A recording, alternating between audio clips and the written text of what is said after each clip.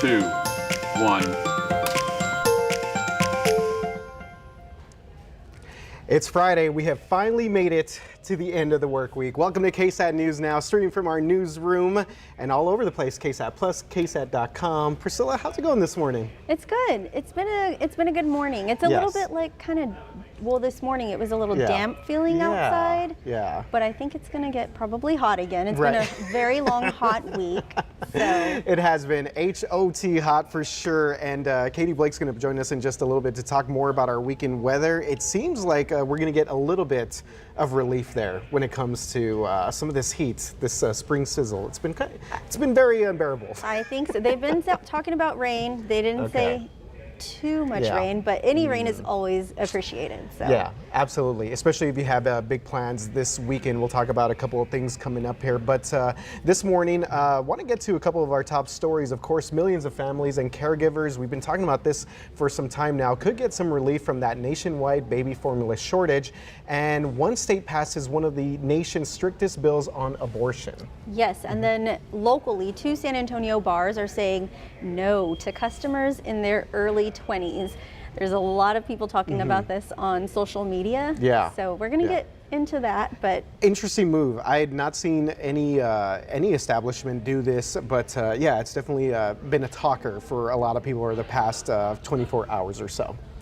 Yes, but first, we're talking about another local story here that's also gotten a lot of attention. This is a toilet paper prank taken too far, and this is inside New Braunfels High School, and that now has some students obviously facing the consequences. Yes, so this happened Wednesday night. A group of about 100 students went into the school as part of a senior prank.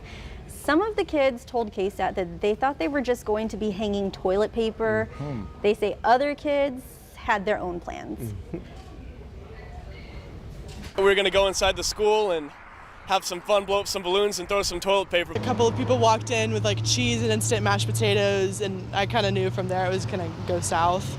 And there was like people like barricading doors with like tables and stuff like that.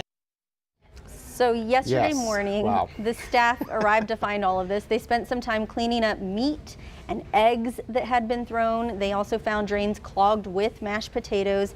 And then they also had flooding from water fountains that had been tied down and left to drip all over. Yeah, and one student told KSAT, the principal told students that no matter how far that they went, that everyone involved would face suspension. And she also told us she isn't sure whether they will be allowed to even walk the stage at graduation. We've heard about that before in the past, when someone usually does something and they're not allowed to do that. When we asked New Braunfels police about the disciplinary actions that they are taking, they said they could not comment because it's an active investigation. Wow, okay. Well, one of the students that we just heard from mentioned that they actually thought that there were going to be school monitors, you know, overseeing them putting the toilet paper and the balloons up, but I'm guessing no one was there to stop it from happening. So if it went to that extent, then yeah, that would be my thought, that no one was there. And we've seen this now from a lot of not local schools, but other schools. Remember with that Florida school, they put that shark up on their hallway. I mean, there's been a lot of like these pranks that have gotten really to the point that have gotten pretty far, caused a lot of damage and vandalism. Back in my day, I don't remember doing anything like this. We used to just kind of like mess with the cars a little bit, put that like marker on the cars or silly string and stuff like that, but nothing to the point where we were vandalizing the building. I think that a lot has to do with social media. I feel like kids they're probably just trying to record themselves and see who can outdo, you know, the next person. Exactly. So, trying to get that clout. I don't know what that's all about. Yeah, but yeah, we'll find out more information if New Braunfels Police releases that to us. So turning now to abortion, this is something else that we have seen across the nation, this big debate. And the state of Oklahoma, the Oklahoma legislature has passed what's being referred to as the most restrictive abortion ban in the nation. Once it's signed by Oklahoma Governor Kevin Stitt, it will ban abortion from the time of conception. The only exceptions would be to protect the life of the mother and for rape or incest under the conditions that it's been reported to the police. So this law would also give private citizens the ability to sue anyone who assists in abortion with the reward of at least $10,000. And this is also something, Priscilla, that we've seen here in Texas. Yeah, there's been a lot of talk about abortion recently after a first opinion draft from the Supreme Court was leaked a few weeks ago. It suggested the possibility of the Supreme Court overturning Roe v. Wade and giving states the ability to make their own abortion laws. Of course, that opinion has not been finalized, but if Roe v. Wade is overturned, it would invoke what are called trigger laws for more than a dozen states. And that would ban abortion within 30 days of the SCOTUS ruling. KSAT Explains did an episode. Yeah, so we have obviously an entire episode of this on KSAT Explains that goes into more details about trigger laws, because I think that's an important part of this. But as you mentioned earlier, right now that we are just waiting on that final ruling, you can watch all of this on KSAT.com and also follow the latest when it comes to this abortion debate, which we've seen here in Texas. This is obviously something that our legislature has taken up over some time now, and I understand the whole state's right of this too, but there's also a lot of companies that have stepped in to say that they're going to help their employees out too if they do try and seek an abortion, maybe go to like other states.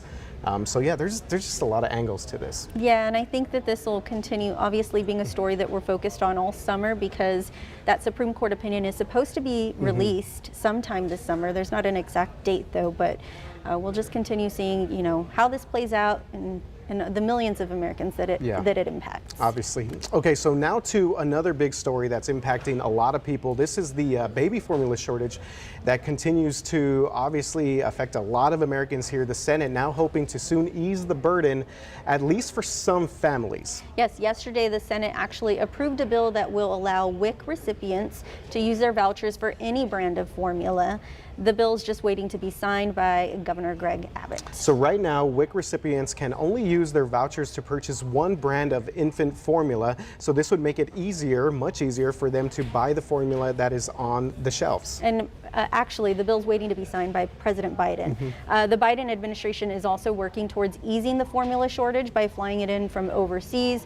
They're flying in specialized formulas that are for infants who have an allergy to cow's milk proteins.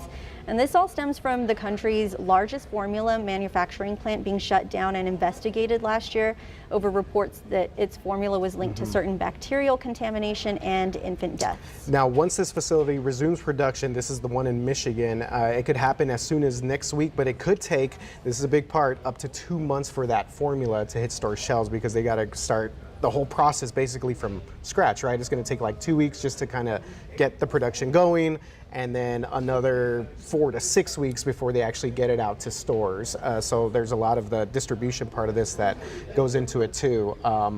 This is not something that I've noticed, that I frequently see at grocery stores, but I know a lot of people are dealing with this baby formula shortage.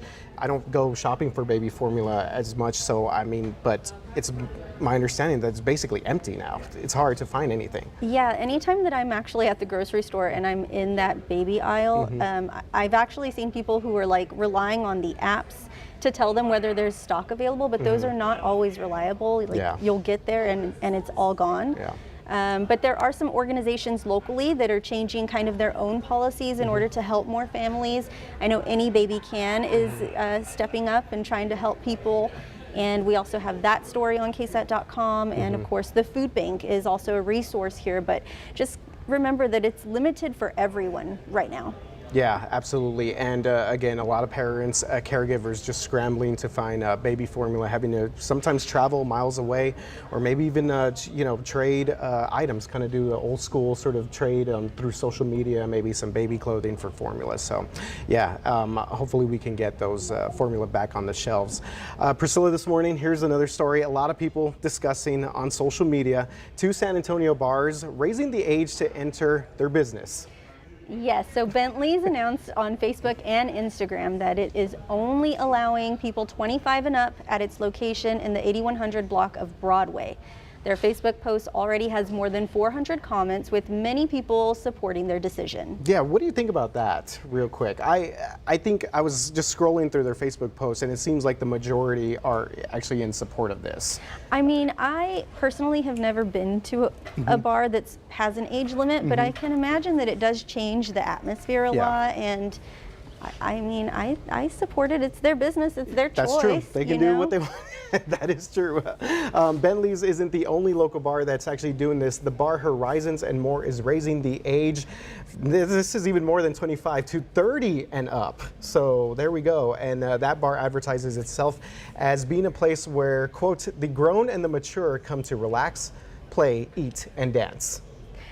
Yeah, well, they opened in March, and the owner says business has been good, and she wants to keep it that way by protecting her brand. So, I mean, no matter what they choose, the age limit, you got to be 21 for most of these places, unless there's like a special night or whatever. But 21 to drink, obviously. Yeah. And from there, I mean, if you're going out and you're going out to drink, you're going to want the weather to be good.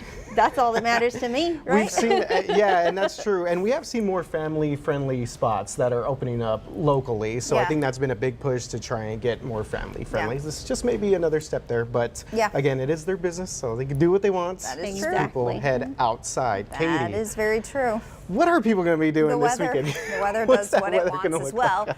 Yeah, so I want to start off looking back at the month of May. I don't need to tell you that it's been a really hot month. We've been talking about it a lot, but here's a different perspective. So we're at the 20th here. Every single day so far this month, the high temperature has been above average every single day. And we've had several days with record high temperatures. So it has been an exceptionally hot month so far.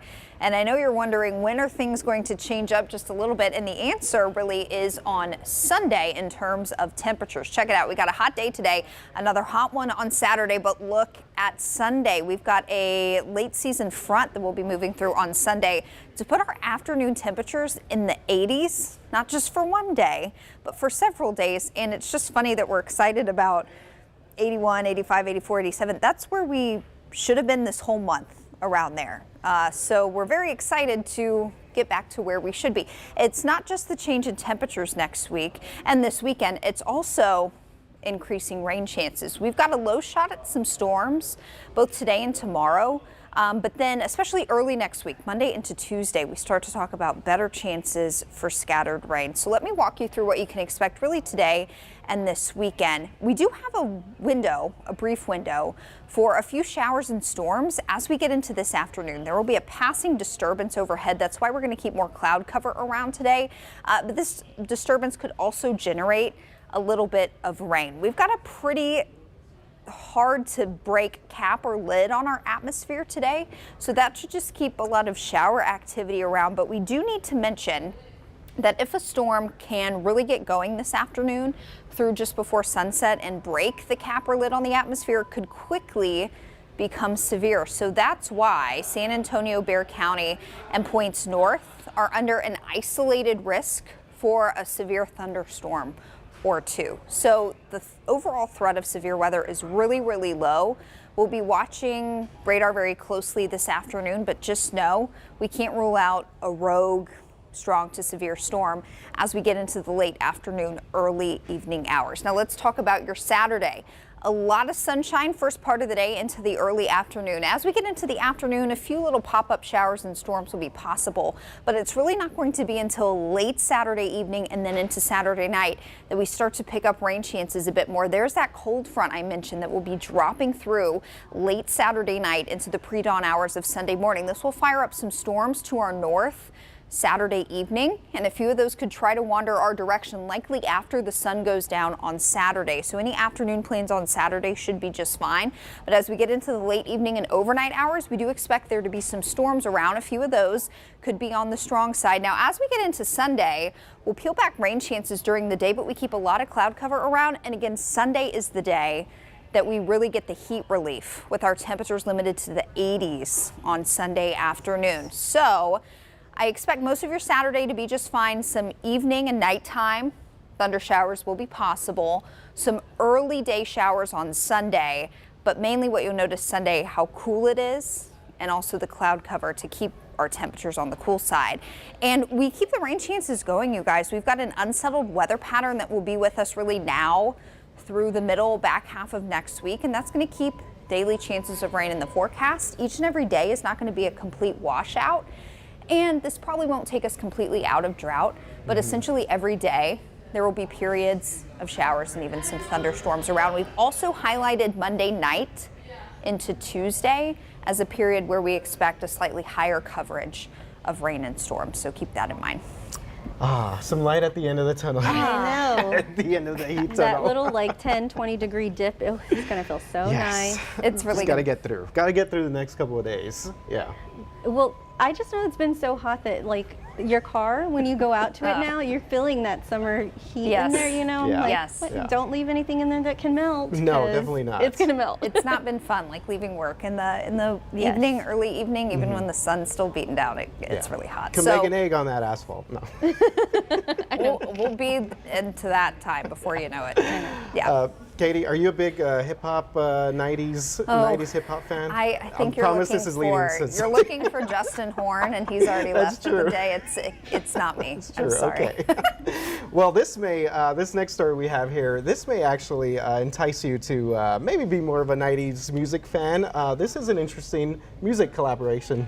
I don't really know about 90s music fan, but Cheez-Its I'm a fan of. Oh yeah, there you go. I should ask about Cheez-Its too to Katie, whether she's a Cheez-Its fan. She says yes. I know Justin likes Cheez-Its too. I see him snacking on them here. But the snack brand Cheez-Its and Pandora, they've teamed up for a delicious cross promotion called Cheez-It Pandora Aged by Audio. Okay, what exactly is going on here? So Cheez-It says that the crackers feature cheese that have been aged to the sound of 90s hip hop.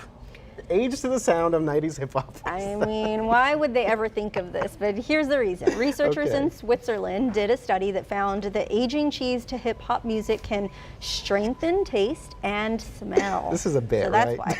why they say the naturally inspired Cheez-Its to give it a shot. That's why they wanted to do it. Okay, here we go. So Cheez-Its and Pandora used rap tunes similar to those in that 2019 study out there in Switzerland, and they aged the cheese for 6.5 months while playing music by a Tribe Called Quest, like them, LL Cool J, Beastie Boys, and Mr. Snoop Dogg. Yeah.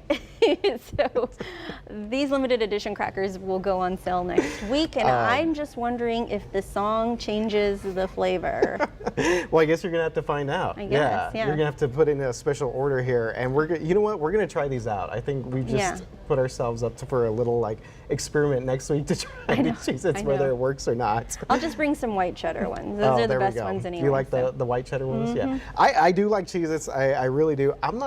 I don't know how this is gonna work. I get the feeling they're just gonna mess with it. I give them credit though, because I really do like their ads, their commercials, where they have like just the block of cheese and it's like in the like lab or the cheesiest. I mean, they are good with them. That's what this all boils down to, right? We're talking about it. It's for promotion. So yeah. In other news though, before we let you go, today we want to remind you that it is the last day of early voting in the March primary runoff election.